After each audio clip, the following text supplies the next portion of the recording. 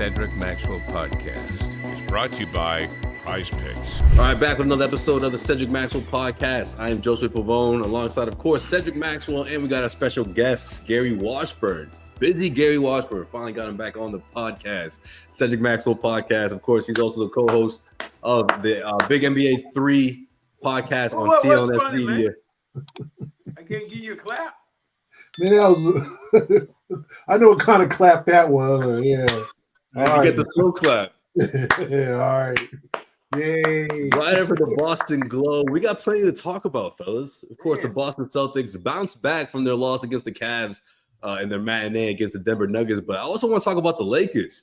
I know Max eager to ask this guy about the Lakers. We haven't caught up since the Luka Doncic trade, so I want his take on his Lakers coming up in the Western Conference for sure. Golden State Warriors, obviously made a big trade as well. So we'll see what Gary thinks about that. But let's talk about the Celtics first. Bounce back win after losing to the Cavs. A big 22-point lead they blew against the Cavs, responded in the right way in their win against the Nuggets. I guess we'll start with you, Gary. What are the differences you saw compared to what happened on Friday? Well, I just thought they were a little bit more poised, and they played better defense. And Denver doesn't have as many weapons as Cleveland has, to be quite honest. I mean, Jamal Murray kind of sleepwalked through the first half. He was good in the second half, but by that time, Denver was down double digits. Jokic was good, but he wasn't just amazing. He almost had a triple-double. It just shows you his impact on the game. But and how good he is when he just kind of has an average game and it's almost a triple-double. Christian Brown, I thought, was very good. He kind of kept them in the game. But I just saw the Celtics play good defense. They finally got some contributions from the bench. Those guys they looked flat out overmatched and terrible against Cleveland. They came back with 28 points, and that really helped the cause because Tatum wasn't himself today, 4 for 15. He was forcing threes. He was not, there's just games, I think fatigue kind of kicks in with him that he just ain't himself. And this is one of those games they're going to have to win without Tatum going heroic like he did against Cleveland on Friday. So I just thought an all-around good effort. Obviously, and let's not, forget to mention Al Horford, amazing performance for the age of 38. He played good defense against Jokic, was able to run the floor, hit a couple of threes, hit some layups, be aggressive in the post. I mean, I don't know, but Max, I know it frustrates you, but if the Celtics had an aggressive big at the rim, I mean, Cornette passes up so many layups. He don't even look at the rim, and sometimes Al does the same thing because this new Al Horford, the three-point shooting Al Horford we've seen over the last 7 or 8 years since his Atlanta days, he's not comfortable scoring in the post like he was when he first got to the league. And so I just think if those two can start scoring more in the post and take advantage of the opportunity to get a quick layup or a dunk, as opposed to always looking to pass it out for the three, they'd be a lot better off offensively, especially with Porzingis out. But I just thought it was overall a complete effort. Keita gave him some really good minutes. I was happy because he gets kind of, jerked around a little bit with the playing time. So if I'm the, Celtics, you got to feel good. And this team hasn't lost 3 in a row since that Miami series a couple of years ago. They're good. They don't let losing streaks last. That's a sign of a quality team. I looked at the game the way it was today, and I think Gary's right. But I think that when you think about Porzingis, the way he does, when Porzingis is in, he punishes you. Whenever they get the pick and roll. Right now, if the Celtics come up in the pick and roll with Luke, they're not even concerned about Luke being the roll guy. They just know if he gets it, he's going to kick it out. They know he's not. That's what Porzingis does better than anybody on this team in the last couple of years. If he gets it in the paint, he will punish the team for making a switch. Today, I think Tatum he just looked off. And maybe the fact he's turned 27 today, birthday party, a birthday boy, whatever he is. Brown kind of carried the load. But these games are going to happen like that. You have to just kind of fight your will, and I think this is what Joe Mazzulla said, which I love. He said, I have to show some patience when it comes to this team because I know we're going to have some losing streaks, but how long are those losing streaks going to go? Because you look at that game in Detroit, Celtics were kind of in that game, but for the most part, they weren't. They pretty much got beat down in that game. And I think that in the Cleveland game, the Celtics had an opportunity to win, but they got no other contributions from anybody else. It was pretty much Brown and Tatum, and you got some from White, but I think Luke Cornett and Pritchard, and I don't believe in this stat, but I'll have to throw it out. Pritchard's plus minus in that game was minus 32. So if you look at those numbers, and he's been so good this year, and I was saying like he was going to be the sixth man of the year, and then Sean Grandy, my broadcast partner today, said, well, maybe not, don't go so fast because the guys that he was playing against, Beasley is a six-man candidate over there. The kid from Cleveland, six-man candidate over there. But I still think that the way Pritchard has played this year, I think that he would right now be my favorite to do that. But it's just a good bounce back game for the Celtics, considering what happened in Cleveland and the game that they should have won. But just again, what the Celtics do, turn the basketball over, and against Cleveland, god damn, they could have got the three of us together to get some damn rebounds out there, because Cleveland swamped them too many second and third chance opportunities. Mobley killed them in that second half. And we don't have Porzingis. I'm not sure what his sickness is right now. I know they said it's not COVID related, but the sooner they get him back, the sooner they get Holiday back, the better they're going to be.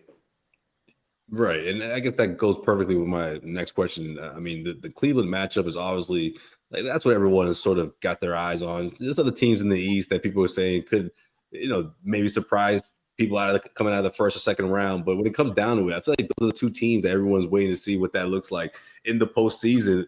But this team is different when Porzingis isn't out there, especially against the Cavs. Anything about that loss? And throw Holiday in there. And Holiday, right. And Holiday. They're just a different team. And obviously they're much more vulnerable on both ends of the floor, in the front court and the back court. And you sort of have to lean more on your bench guys and more on the depth of your squad. Anything about that loss carry over to the postseason for you guys?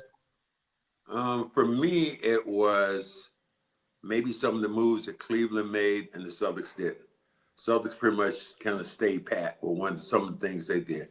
I look at a couple of moves that, Cleveland made, and just small little things that other people did.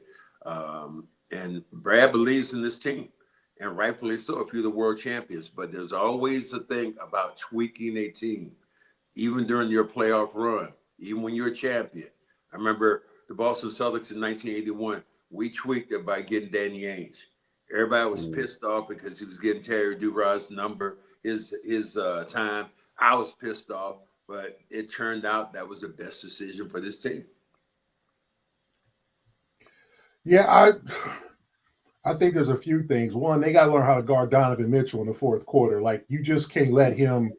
You can't let him roam. And you if you got to trap and get the ball out of his hands and make Darius Garland beat you or others, and they got weapons now. That DeAndre Hunter move is going to be very valuable for them because he does not mind shooting. He's a defender. I'm not talking about he's going to stop Tatum or stop Brown, but he's also a guy who can give them. I know Cleveland's win tonight on overtime. He had 32 points. I know Mitchell didn't play, and if you can get a solid number three, because their number three guy was kind of, maybe Mobley at times, maybe Karis LeVert off the bench, but they traded away LeVert, and they got now a guy who's steadier in terms of his ability to defend and more consistency in DeAndre Hunter. But I just thought these dudes don't know how to guard or got to figure out. I know it's a stubborn kind of thing to double a guy to admit, hey, this dude is just killing us. He's cooking us. But you can't let Donovan Mitchell's a big game player. Know what? Let's go to the projects. Let's go. How do you guard a dude like that? What do we say of a dude cooking you like that? What do we say? You get the ball. You got to get the ball out of his hands. Trap him, man. Trap him. You let somebody else beat you. If somebody else beats you, you can't let Mitchell go for 26 in the second half. Like, he was pretty much, and Garland was good too, but I just thought all of them were good. Yeah, Mitchell kept them in the game, kept them close, and then all of a sudden they got stops. And then Mobley woke up in the beginning of the fourth quarter, a couple of 3 balls. I get it. He's not playing against Porzingis. He's playing against, because as much as I think we all love Luke and he tries really hard, Luke is not a volume rebounder, right? Luke is not a guy who's going to get you 10, 12 boards.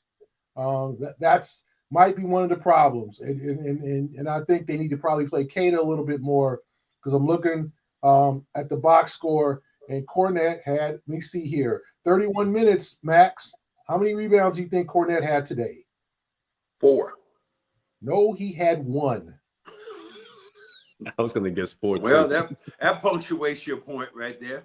He had 4 assists. Excuse me. He had 4 assists and 1 rebound in 31 minutes. And I like Luke, and he tries hard, and I think he's effective at times.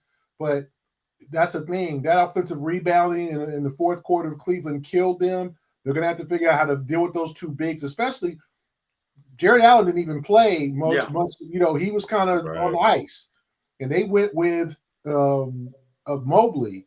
And so the Celtics got to get a little tougher. They've got to learn how to defend Donovan Mitchell. If you're talking about a playoff series, you do not want Mitchell cooking you for 20 in the fourth. Like, this has happened too often. Wow. And if it's Garland that you got to, then, Garland, it might just have to be, you have to let Garland and see what he can do or whatever. And also maybe tire Garland out by making him go hard on defense because he's not a big guy. Well, but there's a lot of little things I see. And Cleveland's for real. I think the fans finally, I think people were like, oh, we don't know about Cleveland and they're just playing, it's their schedule. And, no, I think people now believe that Cleveland is a definite threat. Well, I think in a 7-game series, I still favor the Celtics if they're healthy, because the things that you not have, you had 2 things you said: rebounding. Porzingis would have got you more than 1 rebound. If you're thinking about having a guy on him, Drew Holiday is one of the best defenders one-on-one we've seen in a while. Now, nobody's going to stop Mitchell, but you could contain him. And one of the things that got exposed in that game was they went at Hauser. They were hunting Hauser on everyone. God damn, Gary. It's true. It's true. They're gonna. Is that what they taught you in broadcast school? Woo! Woo! He's had it with Hauser. I mean, they had him guarding Darius Garland. They had him guarding Darius Garland. It's not fair. Yeah, I know. Right? I mean, it's just not fair to put Hauser up in that situation. And where else were you going to go? You could have went to Torrey Craig, but I don't think they gave. That's a guard, though. That's a guard.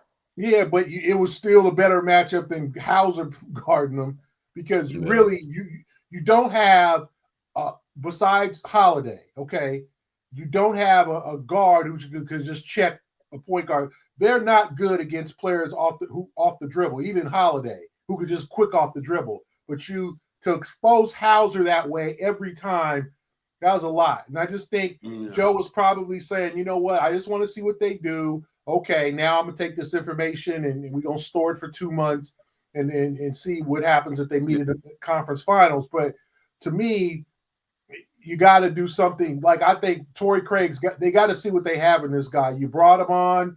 He's a veteran. He's a defender. He's a guy who can hit the threes. You got to see what you got in this guy in the last 20 games so he can help you in the playoffs, because Hauser, as a defender, ain't it. Okay. He'll try. You know, I'd say it's a lack of effort, but they've got to have. He doesn't have the foot speed. It doesn't make it there. He doesn't have. Yeah, I mean, the depth is what he tries. He does a great job of anticipating early on, and he might stop the first one. But them shimmies and shakes and all that stuff that those 2 guys got, they are a problem, especially if you don't have the foot speed, the lateral movement. They're going to cook you. So I do understand. Maybe Craig would have been maybe a better choice. Or you look at, let's say, Pritchard. Pritchard couldn't guard those guys the other night. They were too quick, and Donovan Mitchell he's just too damn powerful, man. That dude is. He's one of my favorite players in this league, and he's a guy I said could have played during the 80s, because he's just got that mentality, that walk. He got that walk like he's walking into the damn park, and you going, oh shit, who is this brother walking, knocking you coming in? Yeah. He about to cook somebody's ass. That's the way he looks when he goes. He demands. You know what it seems like? He seems like he said, look, I know Jason Tatum's a bad boy, but you know what? I'm on the other side, and I'm just as bad as Tatum. And I'm just as they. Every time Tatum hit one, he came back on the other end. And that was a great game to watch. Yeah. But, it was just the fact that Cleveland, at the end of the day, had more weapons because they were healthy. Every one of their players that they counted on was healthy. Celtics missed at least 2 key players, and that really hurt them in that game. Yeah, it did. Definitely did. They did bounce back against the Nuggets, but yeah, man, I'm thinking about that Cavs series for sure and what the Celtics will look like. And of course, health is a big part of that. But before we continue the podcast, real quick, got to give a shout out to our guys over at Prize Picks. If you haven't signed up already, man, you guys are missing out big time if you haven't. It's Prize Picks, the best place to get real money, sports action with over 10 million members and billions of dollars in awarded winnings. All right, Prize Picks makes daily fantasy sports accessible to everyone. You just pick more or less on at least 2 players for a shot at 1,000 times your cash. All right, pick 2 players, 2 stat projections, more or less. Is that simple. And again, you can win 1,000 times your cash. So sign up for Prize Picks, download the app, use your code CLNS to get $50 instantly after you play your first $5 lineup. Prize Picks, download the app, use the promo code CLNS to get $50 instantly after you play your first $5 lineup. Prize Picks, run your game. So I want to talk about the Western Conference for sure. Oh, hold on. Before we talk about that, let me get this. It's a shout out right now. I get this to Angie Stone, who passed away, and Roberta Flack, 2 of my most favorite singers of all time. Man. Roberta Flack died, I think, probably of natural causes. She was like 88 or something.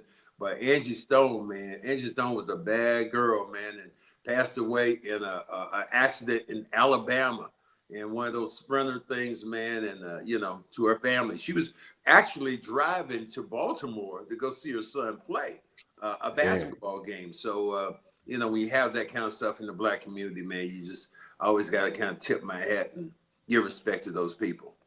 Absolutely, man. Also, the Iceman, Jerry Butler, from the Impressions, passed away. I did not know that. And Chris Jasper, one of the key members of the Isley Brothers too. So we gonna do, it's been a tough road for the R&B world over the last couple of weeks. I'm a big Isley Brothers fan, and the Iceman Jerry Butler was a former member of the Impressions with Curtis Mayfield. Wait a minute, wait. Had a song called Western Union Man. What the hell you know about some damn Isley Brothers, you young on. You won't live back in Atlanta. You don't know none of all that. He's about to ask you for your Mount Rushmore soon, man. When you're growing up, Max, when you're growing up, as you did, and you listen, whatever your parents are playing, you had to listen to. Yeah, man. So you see the records, and they put on the record player. You can't. You want one of them kids like today's kids? Just turn the station when something else is there. Hell no. You couldn't turn your mama's station in the car. Hell no. You couldn't turn the record player on. You couldn't change the station. Absolutely. You had to listen to what they listened to. And growing up, that's what you listened to. It was the Isley Brothers, Earth, Wind and Fire. You'd see the album. How do you think I know those songs from the 80s, man? That's from my pops, man. Let me tell you the most Lionel Richie. The scariest thing ever happened to me. And I'm calling being nice one day. It was during the summertime. I just left my school, UNC Charlotte, playing basketball. And there was a guy out there, this white guy. He was hitchhiking. And I said, you know what? Let me pick him up. I picked him up. I'm right. That's crazy that y'all used to do that. Turns out well. I pick him up. He gets in the car. This is no shit. He gets in the car. Pull the gun out. I got some kind of song going. He reaches over and turns my radio to another station. I don't like listening to that. I said, goddamn. I got a crazy motherfucker in my car. What did you say? I knew it was something. Mac, you should have did him like you did my man in Philadelphia. Well, you're probably right, but I was just so in shock. You should have put hands on him. Turned my radio was like, I felt like Chris Tucker in, was that Rush Hour? Rush Hour. Oh yeah, you never touch a black man's radio. Never touch a black man radio. Yeah, that was crazy. But that was You just get killed doing stuff like that. Happened. But carry on. That was just something else. But go ahead. I'm surprised you didn't have a funny remark after that. Like, are you out of your mind or something like that? You didn't ask me. I couldn't wait to pull over to get his ass out. Yeah, that was it. Car.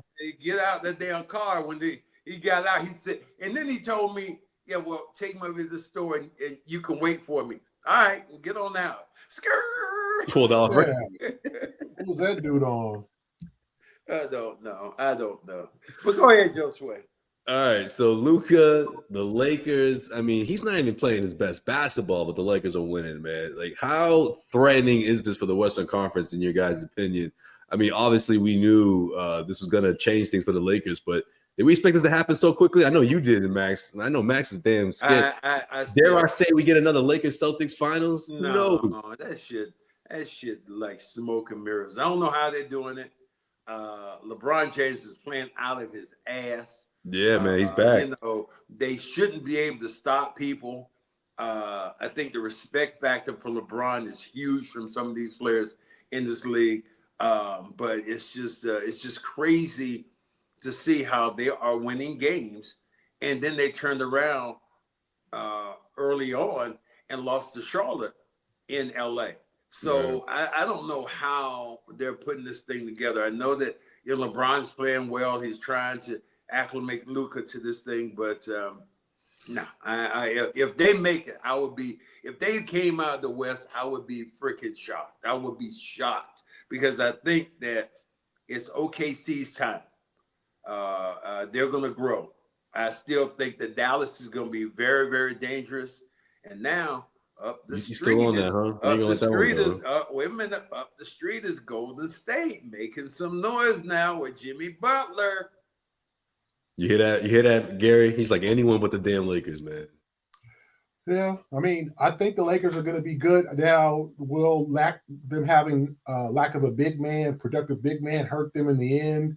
But I also think the idea of LeBron and Luka playing together is now people are like, oh, they can't play together. I think they'll figure it out. I think both guys are very high basketball IQ players that's going to figure it out. And you throw in Austin Reeves, you throw in guys like Hachimura, guys who are role players, Dorian Finney-Smith. Hachimura is pretty good, man.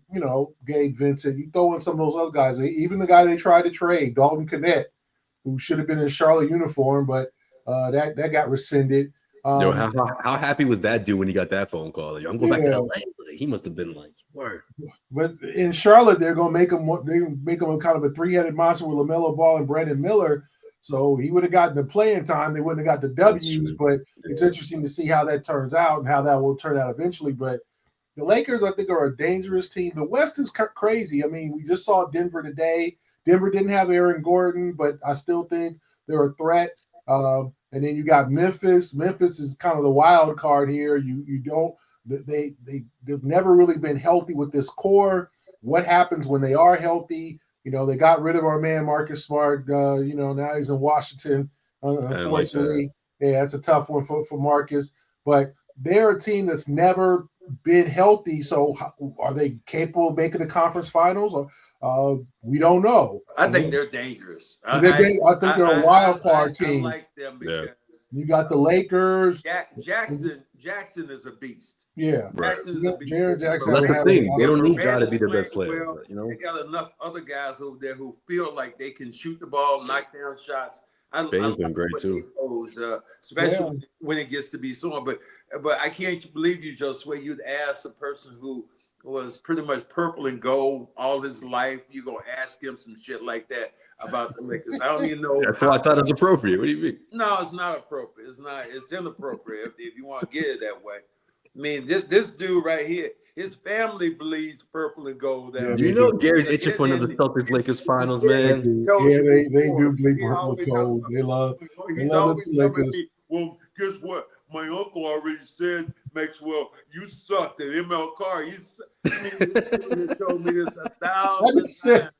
Coming from LA 1,000 times. Max, I just said they just didn't understand. verbatim? No, Gary. They never understood how you could. They never understood. We talked about this before. They never understood how come you chose to play for Boston. Like there was never, like it wasn't no draft. How did Chicken George get out there? Exactly. They never understood. They said, okay, young Cedric Maxwell comes out of UNC Charlotte, and they give him a list of teams. Who you want to Which one you want to play for? Atlanta? No, I'm good. Chicago? New York Knicks? Hey, he can put you in Jersey, play for the Nets. No, I ain't doing that. Boston? Yeah, that's it. I want to go to Boston. In the middle of the 1970s. Yep, that's where I want to go. People never understand. Are you trying to Snoop Dogg me right now? No, I'm not. Are you trying to say I'm at the White House with you? No, we're not doing that. Okay, people wonder that was a thing, but I think the Lakers are a dangerous team, but I think Denver's is still a good club, but man, it's Oklahoma City to lose to me.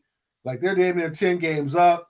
Like there ain't no excuses this year. Youth, health, all that. If they don't make the finals, it'll be a major disappointment because they're lapping the rest of the field. I mean, they are.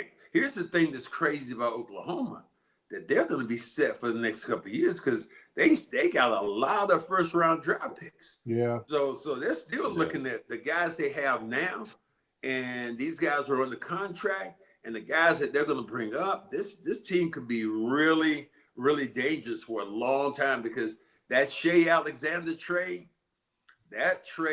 from the Clippers, man, that can go down as, I mean, nobody wants to talk about it for Paul George, but that has to go down as, it's going to go down as one of the major trades that went one way and then go the other.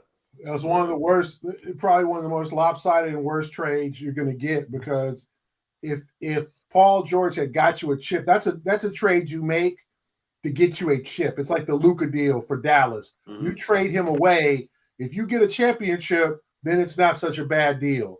You don't trade Shai Gilgeous-Alexander after his rookie year for Paul George, and you don't get a chip out of it. You don't even get to the finals. Like that just says a whole lot. I mean, that's a bad deal. And then, let's be honest, the Clippers wanted no part of Paul George. This coming up season, they're not going to sign him. He's telling them, well, just sign me to the same 3-year, $150 million deal you did Kawhi. And they're like, $50 million? And no, we're not doing that. No. Well, no, we don't do that. We don't do that. Exactly what happened. He's all insulted now. He signed a 4-year, $212 million contract with the Sixers. Like, what does that say? Like, Sixers management? Like, what are y'all doing out there? Like, you signed a 34-year-old player to a $212 million deal. So, to me, that is one of the more lopsided trades you're ever going to see, especially in Oklahoma. I mean, Gilgeous-Alexander is not going nowhere. He's going to be a Hall of Famer. His number's going to be retired in Oklahoma City. And you just let a franchise that lost KD and lost Russ be able to reset with another cornerstone, and you got Paul George in return, and he didn't get you to the finals. Let me ask you this. Is Paul George, in your estimation, is he a Hall of Famer? You know what? A lot of All-Star games. I would say, okay, here's the thing about the Hall of Fame. Tell me because I'm listening here. Yeah, when Tracy McGrady got in, right, that was the line, I think, that set the bar lower. Nothing against T-Mac, but T-Mac never made the finals, didn't have a signature play. Like, he's a guy who put up numbers in a short amount of time. He was one of the better players in the league. But then at 30, 31 years old, his body betrayed him.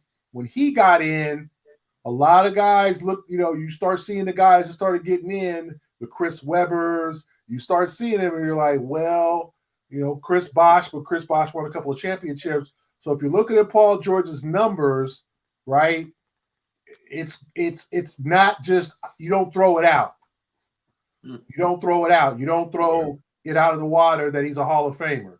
You Meanwhile, we got a major fight going on in the Thunder Spurs game, Joe Sway. So you might want to turn it on. I know, man. I got my one eye over here. Like, they're throwing hands. Ain't nobody throwing no hands. Oh, you mean a literal fight? Oh, damn. No, it's not. No, I'm not talking about a dog fight game. I'm talking about like the close game. Yeah, I'm talking about like, no, they pulling dudes off each other. So if I'm looking at Paul George, you got to look at the numbers and the All-Star appearances. The question is, if he doesn't win a championship, it hurts his case. But you look at the bar has been set of the guys who have made it recently. It's a question. It's an art. He has an argument, and so that's what I think people are going to be a little bit annoyed with some of these guys who are going to come up, and they're going to we're looking at Vince Carter this year, or Vince Carter last year. Like, you look at some of the guys, and the bar is getting lower, lower, and lower. I think Vince is a Hall of Famer. This year, it's going to be Carmelo, never won a chip, and Dwight Howard, if he wants to go in, because he's still trying to play. But to me, Paul, Max, it's a question. Okay. That's all. Yeah. And I'm just saying, because of the guys that got in recently, and it was, to me, the bar got lowered, I think, starting with Tracy McGrady. Or you ain't going to put Dino Roger in there? You know what, Max? I would say that, and I've tried to explain to people. His thing was Dino was a beast internationally. Okay, I ain't saying he was a beast with the Celtics. he was a pussycat with the Celtics. He was a kitten with the Celtics. But he was a beast. I heard he used to smoke cigarettes in the locker room. Is that true? Yeah. Well, he was a beast internationally, and that's what got him in the Hall. Same with Vlade Divac. Same that helped the case of Manu Ginobili was their international contributions. So, but you're looking at guys like Manu Ginobili, though. No, Manu Ginobili, his case already in San Antonio, who he was. He was a beast in the NBA. Yeah, I mean, he was absolute. You go out there, he'd make plays that were like, wow, left-handed, dunking on you, making steals. And even the time he swatted the bat out the air in San Antonio, that was crazy. Hands. I'm like, who is this brother? God damn. Yeah. So he's. I wouldn't agree with you on that one. The other two I might, but no, I'm not saying Manu was a Hall of Famer, but the international contributed to him getting in. It definitely boosted his case, because you would look at like, well, he was a six man, he's never a starter and all that. But to me, because now you're looking at some of the recent Hall of Famers, Max, Chauncey Billups, Michael Cooper, so those guys won championships, obviously the year before, Paul Gasol, like, these are champions, but the numbers, Paul George might have a case, especially if he continues to play. Is he going to be known as a winner? No, because he's never won anything yet. But I just think these days in the Hall of Fame, the bar has been lowered, and it's going to be a question. All right, well, along those lines somewhat, I mean, we got this documentary coming out. It's going to debut Monday night, Celtics City. Max, we talked about it last episode. Gary, I know it was a big part of your NBA fandom as a kid, especially Lakers Celtics. What's your I guess my question to you is what can we expect in this documentary, one, and two, what are some of your fondest or favorite memories, I should say, about the rivalry? I haven't seen the documentary, so I'm going to be new to it like everybody else. And obviously the Celtics Lakers, I mean, growing up, I was too young. Hey, let him talk. I was too young for the rivalry in the 60s, obviously. I wasn't around yet. But the 70s, the 80s, the Celtics were still the hated franchise. They were the arch rivals. I grew up more where the 76ers were, because they played in the finals in 80 and they played in the finals in 82. The Lakers didn't make it in 81. Magic got his coach fired. As y'all saw, Winning Time. The Lakers were a mess in 1981. That's the year I think the Celtics were like, yeah, bring it on, because Bird was playing, Max was playing. A good show. They wanted to face the Lakers, and the Lakers didn't make it out of the first round, so they're playing Moses and the Houston Rockets before Moses went to Philadelphia. So the 3 championship finals in 4 years were just classic basketball. Classic star power, Magic against Bird, Cooper, Ainge, McHale, Parrish. Like, I mean, you just look at that court and you're like, man, you know, some of these guys, just Hall of Famers all over the floor, great players, great performances. And, you know, it was great. It was theater every time they fought, every time they played, because it was a war. You know what's more though, Gary, and people, and it's going to be more about the documentary was coming out, especially during the 80s. It was more about black and white. It was black. Yeah, okay, I'll say it. That damn it, I'll say it.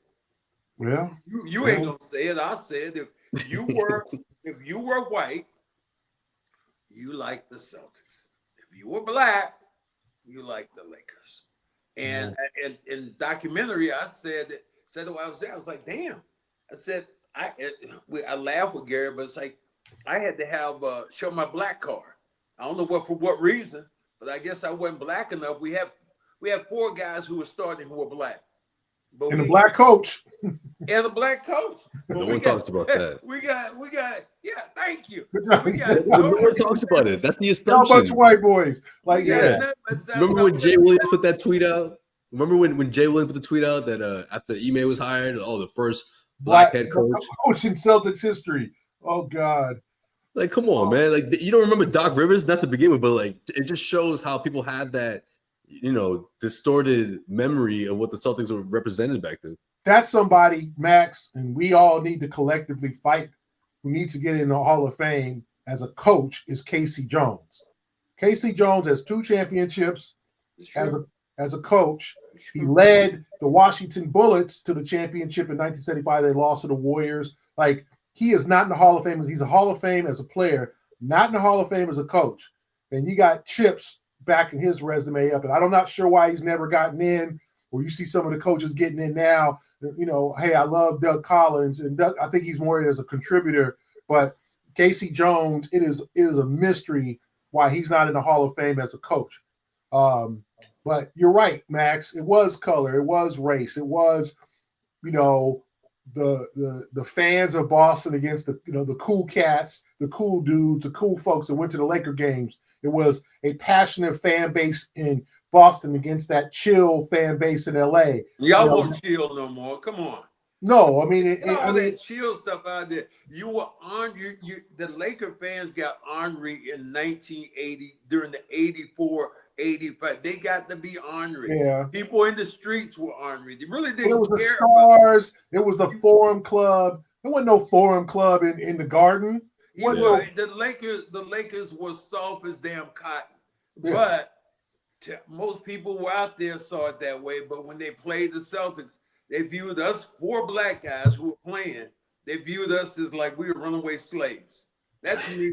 It's insulting to me as a black man to have your black card validated.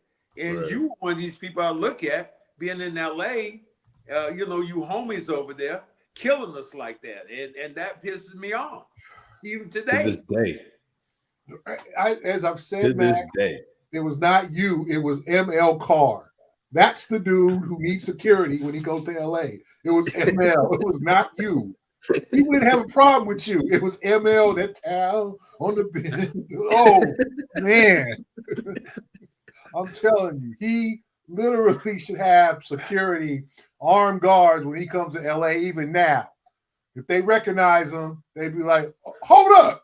Well, you're right. They did do that at one of my favorite burger places there. They told they wouldn't serve him in 1984. He goes to Fat Burgers to get a hamburger and asked the guy, give me a fat burger. The guy said, "You're ML Carr, aren't you?" He said, "Yeah."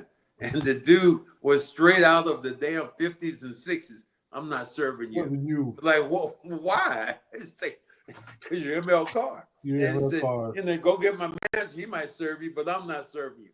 And that's, to me, that is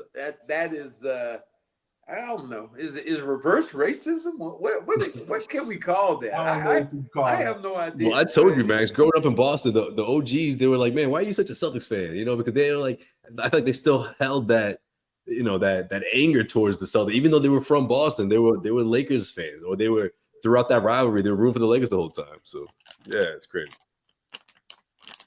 I can't wait for the documentary to come out. Of course, we'll talk about it. The episodes continue to come out. Again, debuts Monday night. Before you say that, let me give you a one. And I'm not sure if you had heard it, Gary, but did you get the clip on Robert Parrish?